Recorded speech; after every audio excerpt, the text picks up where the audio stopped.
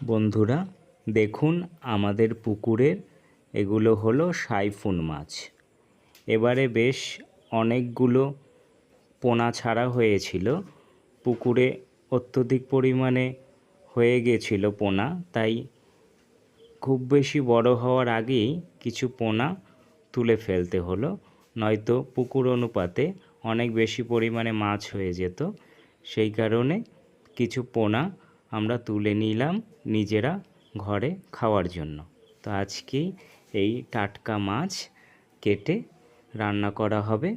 পুকুরের টাটকা মাছের স্বাদ কিন্তু একেবারেই আলাদা। বাজার থেকে আপনারা যে সাইফুন মাছ কিনে খান তাতে যে স্বাদ আর আমাদের পুকুরের এই সাইফুন মাছের স্বাদ কিন্তু অন্যরকম, কেননা আমরা কোনো রকম রাসায়নিক ব্যবহার করি না। ধন্যবাদ।